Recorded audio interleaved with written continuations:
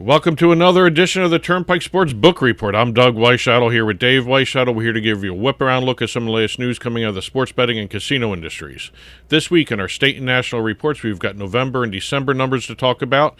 Deals, we've got a Mexican sportsbook deal to talk about. Okay. As well as sort of a impasse and a deal to talk about as well. All right. Industry updates, licenses, launches, anniversaries, as well as the legislative roundup where we have Illinois and Iowa to talk about as well. All right. Sounds good. We'll be right back to start talking state and national after this. Hey, Dave Weischadle from Turnpike Sports. I just got my dugout mug delivered, and I am loving it. Dugout mugs are mugs made out of baseball bats, and they are officially licensed by Major League Baseball so you can get your favorite baseball team's logo on your mug. Just think of it, enjoying your favorite drink while watching your favorite baseball team with your team's logo on your mug made from a baseball bat. They can even make customized mugs. Check out the mug they made for Turnpike Sports. I mean, just look at that. That looks awesome. I've never seen anything like them. If you go to dugoutmugs.com, you'll find out they even make more things than mugs. They have baseball board games, grilling equipment made from baseball bats. They even have a section for gifts for under $30. Head on over to dugoutmugs.com because if you're a baseball fan or need a gift for a baseball fan, you have to check out Dugout Mugs. And use our promo code PIKE at checkout to get 20% off your purchase price. That's promo code PIKE, P-I-K-E. Also, free shipping with orders over $99. You can't beat that. DugoutMugs.com. That's my go-to place if I need a gift for a baseball fan. Well, if you excuse me now, the game is about to go on, and the wind is just right for drinking. Welcome back to the Turnpike Sports Book Report. I'm Doug Weischadle here with Dave Weischadle. Starting off in our state and national reports, we're going out to the state of Nevada to talk November sports betting. Okay. Now, as you recall, in November, not only was it just normal visitation and the F1. Yeah, the F1. All That's right. what I was going to Okay. mention. I was going to say there was. I hope there was a lot more people than they thought would show up for F1, which they thought was going to be a lot of people. So hopefully the town was overwhelmed in a good way with visitors for the F1, and it kind of looks like it from this number. If you're trying to tie in sports betting with visitors to Nevada, That's exactly it, because in November, the state of Nevada recorded its highest total handle since November of 2023 with about $908 million. They haven't reached $1 billion since January of 2022, though. So Really? it's been a long stretch for that. Let's see. Nevada sportsbooks generated a little over $6.8 billion in wagers through the first 11 months of 2025, and the state has now passed $53 billion in all-time post-PASPA handle and $3.75 billion in all-time post-PASPA revenue. for Nevada, I always think of handle would be the biggest in February and March, mainly because you have February is the Super Bowl, March is March Madness, and you would think a lot of people would be in town for those two events and placing some money on them. So those are the 2 months I really look at for Nevada. But November is now another one of those months because of the F1 and people visiting Nevada. So good for Nevada. Well, you got to remember, you got to add in January too, because that's when everyone places their Super Bowl bets. Sure, but it's in the Super Bowl, is it earlier this year? It's February 8th. I thought it would It's be still the second weekend in February. Okay, so it's sometimes I have to look back in last year's Super Bowl if that was like in double digits for days. I always thought it was past the 10th. I always thought it was a little further down the month, but that's the way it fell in the calendar. Yeah. Mobile sportsbooks did account for 72% of the total handle this month. That's a big number for Nevada. Yeah, because look, it's when you go to it's a visitors kind of town. It's a tourist kind of town. So you're rarely sitting at home placing stuff on your sports book. Most of the people who are in Nevada are visiting, and they go get the Vegas experience, and they go to the sports books, and also Nevada does have that requirement that if you're signing up for an online sports book, you have to finish up registrations at the physical sports book. So they have that. They want people through those doors. So in terms of total gaming revenue, Nevada casino earnings rose for a second straight month with November. Downtown Las Vegas casinos saw a 10.3% revenue boost in November, and Laughlin and the Boulder Strip casinos all reported jumps of 11 and 20% respectively. Okay. The total gaming revenue was $1.34 billion for November. That's the 57th consecutive month with at least $1 billion in total gaming revenue for the state. Wow, 57th consecutive month. Yes. Okay.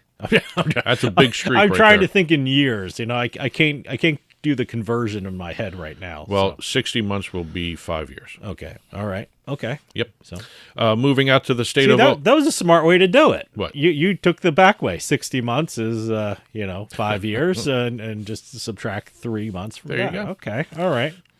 Anyway, moving out to the state of Ohio once we're done with the mathematics class that's here. a new way of thinking. I didn't think of it that way. It's I guess that's not the way my mind works. Yes, that's considered. But you have an engineering degree, so you're good with the numbers. But it's also considered a math hack too. Okay. To do it that way. Anyway, state of Ohio, we've got their November sports betting report. Monthly record handle of $1.011 billion. Most revenue produced since January of 2023. Wow. $80.98 million in revenue. Total handle of over $1 billion for the state of Ohio for the 5th time since January of 2023.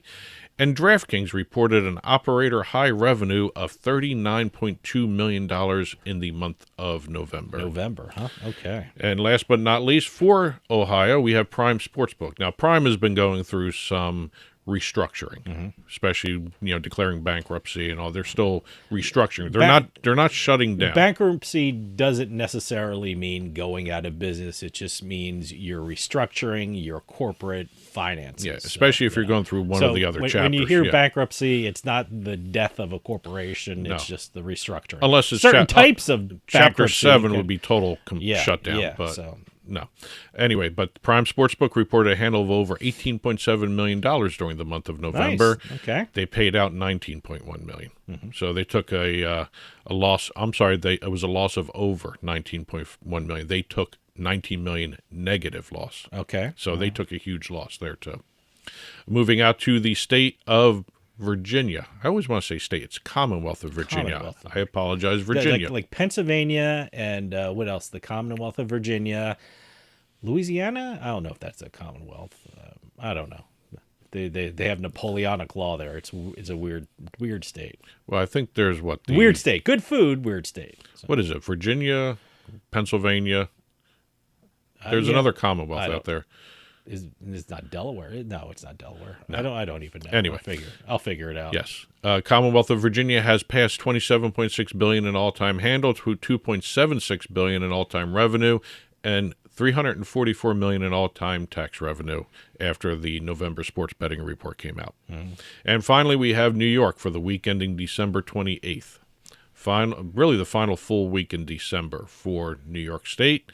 Mobile books have won at least $50 million in 7 of the last 9 weeks. They are now back over $500 million in weekly handle for the second consecutive week. They had a dip 3 weeks ago, under $500 million, so now they're back consecutive weeks with $500 million plus. Okay. FanDuel and DraftKings both accounted for 77% of the week's revenue. Okay. Impressive number there. Yeah, they are consistently the number 1, number 2 sports books out there for every state. Almost every state. I haven't taken a deep dive on what were the best ones in every state, but they usually are the 1 and number 2. FanDuel, $7 billion fiscal year-to-date handle. They passed also $830 million in fiscal year-to-date gross gaming revenue, and DraftKings $6.86 billion in fiscal year-to-date handle and $654 million in fiscal year-to-date gross gaming revenue. They passed those benchmarks. Okay, that's it for state and national. We're going to start talking deals right now.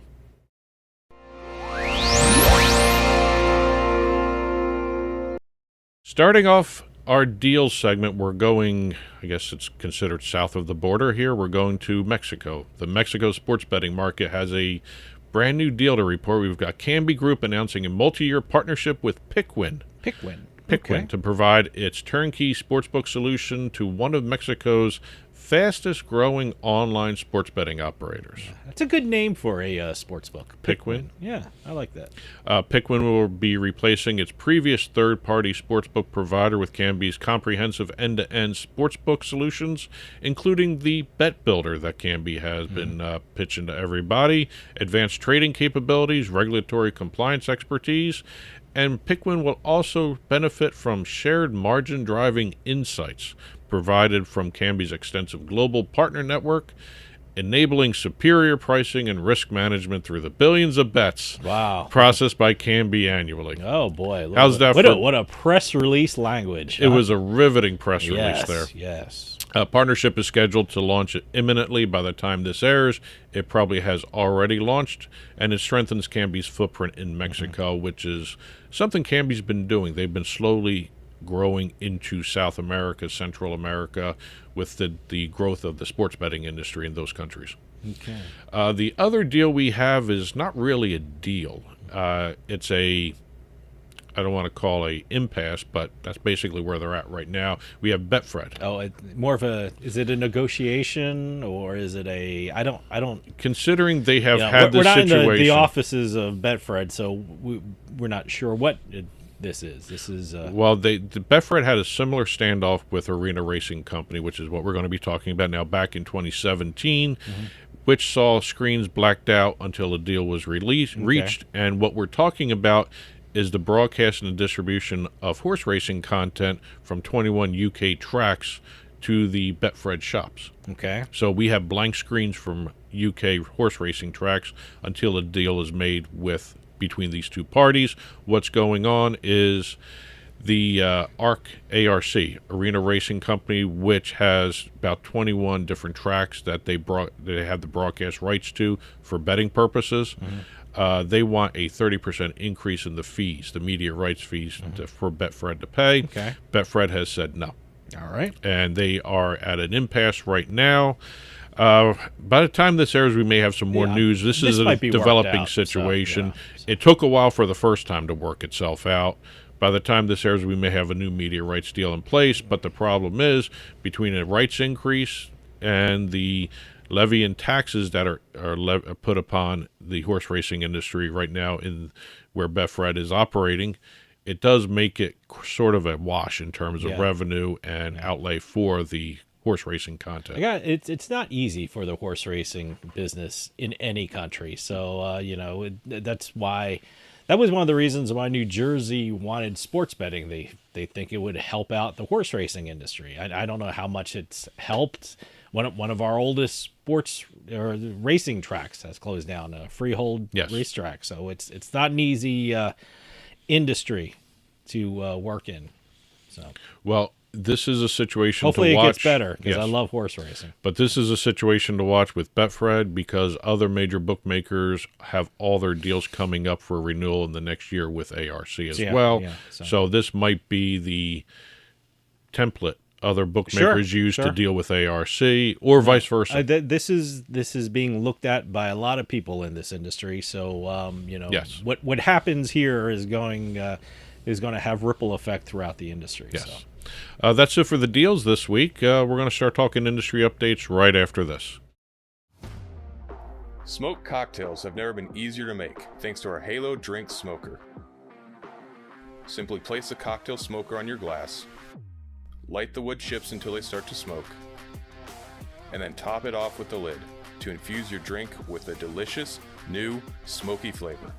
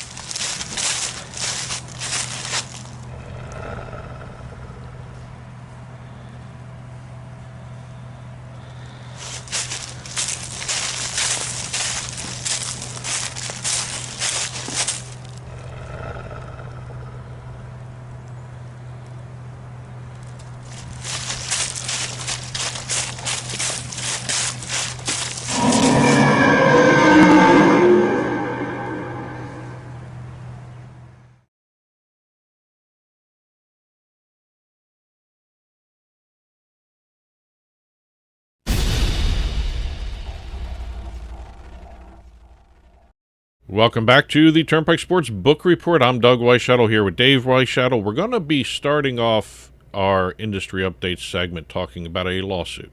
Okay. Now, we just talked about an impasse over in the UK horse racing market. Now we have an impasse in the Chicago online sports betting market here. Yeah, this is going to be another thing Yes. that everyone's going to be looking at because, we're talking about, is this about the city tax? I don't even know how they're couching this. It's just called a city tax. City surcharge, city No, tax. they're on not. They're betting not and kidding stuff around. like It's a that. tax. It's a Look, tax. everyone's going to look to see how this works because, I've interviewed a lot of politicians across the country, and they always look to see what other states are doing, and if what other states are doing are working, they'll consider it for their state. So this is one of those things where everyone's looking. If it makes a lot of money for the state and the city, other politicians in other states are going to be looking at this. So, Well, the sports this is betting- important. So, The Sports Betting Alliance membership is made up of FanDuel, DraftKings, BetMGM, Fanatics, and Bet365, by the way, all the biggies. Yep. They have filed a lawsuit in Cook County and requested a temporary restraining order against the city's new licensing requirements. SBA, the abbreviation for Sports Betting Alliance, claims that the Chicago budget plan, which raises the tax to the 10.25%, which we were just talking about, on online wagers placed within the city, is invalid and unconstitutional.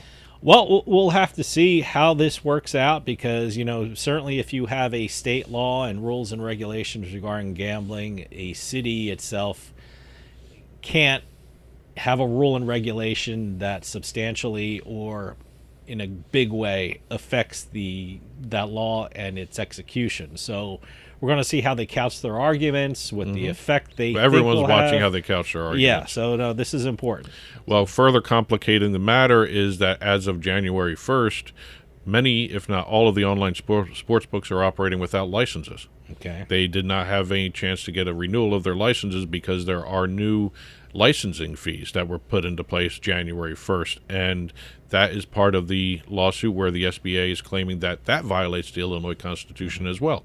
Yeah, this is weird. It's the whole timing of it. And Yes. It's just they're caught in between. The sportsbook operators are caught in between everything. The cities are imposing a tax, and then there's new licensing requirements. So their lawyers are working overtime. So Well, if there's any reason for a TRO, they've given it. Yeah, Because well, if they can't renew their licenses, first off, yeah. that might be a big, hey, can we hold off any levy of taxes until we get this other licensing situation worked out? So we'll see how that works out. So, Once again, developing situation. yes. Moving over to the state of Indiana, we have Arrow International becoming the first company certified and receiving the full approval from the Indiana Gaming Commission to offer electronic pull tab gaming in the state. Okay. Now, pull tab, as you recall, are the old type fashion tape games where you just pull the tab off and reveal a prize. All right. They have electronic versions of these. All right. Okay. And they are the first company that has received full certification and approval from the Gaming Commission to offer the electronic version of these games. This is for charitable gaming purposes. Okay. All right. New revenue opportunities for qualifying veteran and fraternal organizations while maintaining the strong focus on compliance, integrity, and community impact. Oh, that's great. That's the reason for the certification. Okay. The compliance and integrity issues are why they needed this type of approval before moving ahead with that. So first ones, congratulations. Let's see what happens there. Great. Moving out to the state of Washington. This is a state, not a commonwealth. Okay. Northern Quest Resort and Casino has announced that it is marking its 25th anniversary with celebrations throughout 2026. 25 years for this property. They opened the Northern Quest on December 28th, 2000. It's a 55,000 square foot casino, or 55,540 square foot casino to be exact. Expanded it through multiple phases in its history. They have the resort is generating more than $275 million in annual economic impact for Spokane County and the surrounding region. Great. Now they're going to have a whole bunch of different anniversary features going on. You've got, let's see, the Quest for the Million is going on all year, in which it's a year-long giveaway culminating in guaranteed $1 million cash drawing on January 1st, 2027. Wow. Okay. Limited edition 25th anniversary rewards cards. Okay. 25th anniversary themed gaming table felts and various earn and get promotions offered throughout the year. So you're going to see anniversary felts on all the table games. You know, it's always fun in a casino when they're celebrating an anniversary. They always have such great things. Being in a casino is always fun and things like that. But when they're going through an anniversary, it just the excitement levels so much higher. There are better giveaways. There's better gifts. The promos are amazing. So good for them. And the whole hotel on the property will also be featuring 25th anniversary themed room keys. And there'll be shuttle branding and special anniversary hotel packages, discounted room rates, upgrades throughout the year, all for the 25th anniversary of the casino. Okay. Moving out to Nevada, we've got the Mint. I saw this. I'm curious to see, you know, it's a very small casino. I guess you would call it a boutique casino, That's right? exactly what it's called, a boutique casino in the former Harrah's Reno building. 928-room hotel, 40,000 square foot casino, and right now it's only got 18 gaming machines. Okay. That is one of the smallest casinos in the city of Reno, if not the smallest. See, that stuff like that's fun. Yeah. They also have like what is it called, a retro bar or whatever they're calling it. They've got a retro bar which has cocktails like the Gold Rush. Okay. Featuring Maker's Mark bourbon, lemon juice, and honey syrup. Huh. Got to try that mixture. That actually is that might go sounds well. interesting. Yeah. Property is open 24/7. No table games or sports betting kiosks in the property itself. Huh. Okay. Now this was like I said, the former Harrah's Reno building with the 40,000 square foot casino, but sat vacant for 5 years before this came in. Was so that very interesting change. Was that a victim of the pandemic kind of thing? Or 5 years ago, I guess think so. you can tag that back. Well, if it wasn't, I'm sure the pandemic didn't help. So, staying in Nevada, we're going to what used to be called the Dream Las Vegas project.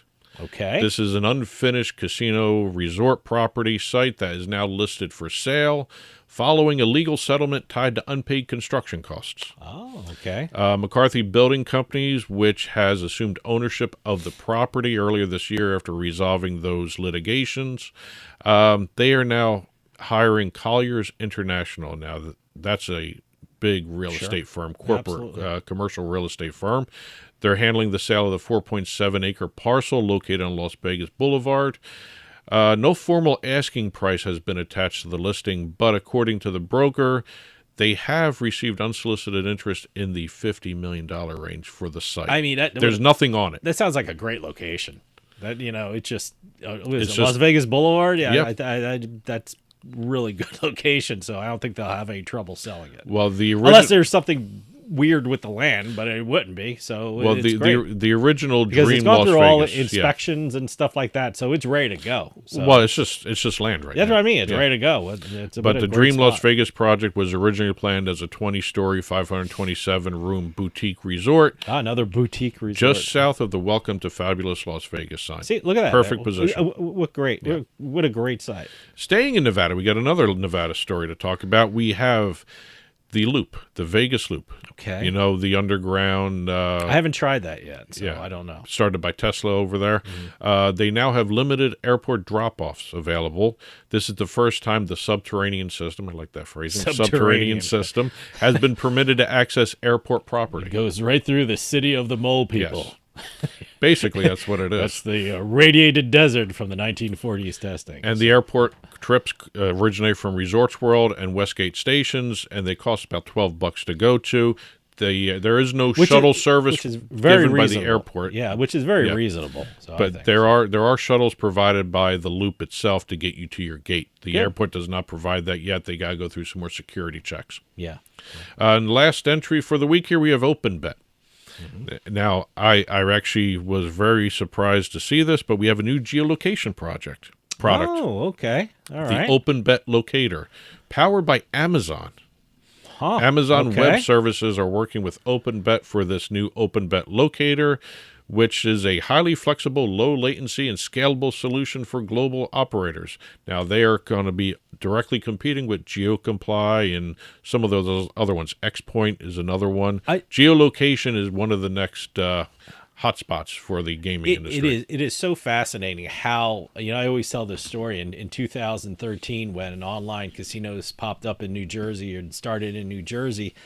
The geolocation was at its infancy when we're relatively close to the Pennsylvania border, and I could play casinos in my living room, but not my bedroom, because one spot was too close to Pennsylvania and the other spot was just outside the area where they thought Pennsylvania could leak in or something like that, or whatever else they're calling it. But now it's just absolutely amazing. So what they can pinpoint where you're at. I think they have, you always tell me statistics of who's betting in a stadium, which is absolutely amazing. They didn't have that in 2013. No. It's incredible. And this is initially available for the North American market, and other regions will be following that. And it's also adaptable for digital wallets as well. Okay. By the way, I don't have a big house. My living room is not that much closer to Pennsylvania than my bedroom. So that's how screwed up geolocation was back in 2013. That's it for the industry updates. We're going to finish up with our legislative roundup.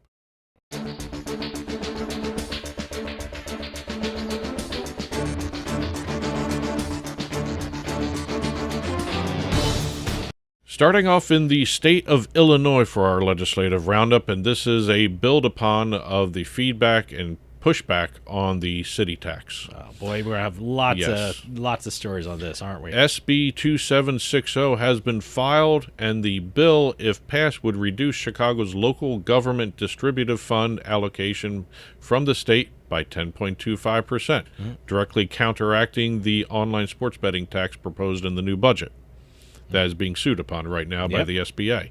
So we've got already a pushback legislatively against this city tax. See, this might even go to the argument we got to not do anything for the operators for an injunction, because you know what?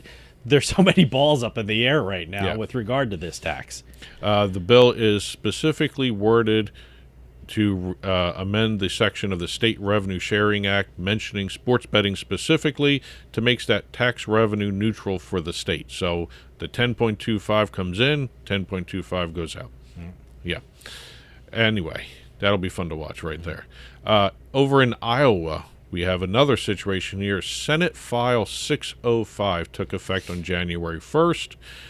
This affects the withholding requirements by sportsbooks in terms of taxes. Under the new law, sportsbooks operating in Iowa must withhold state income tax from sports wagering winnings when federal income tax withholding already applies. Okay. So if you're a sports bettor in Iowa and you have declared with federal withholding from your sports betting account, you now have to declare state income tax if it reaches a certain threshold. Yeah, I mean, if you go to the casinos a lot or the sports books a lot, January 1st, new federal tax regulations came into being with regard to deductions and what have you. So, and now also states, have, state filing changes too. So I always say go to an accountant if because they're up on the laws and what you have to file and what deductions to take. So, and filing this under good news buried within bad news. The state income tax rate for sports betting has now been dropped from 6.75% to 3.8%.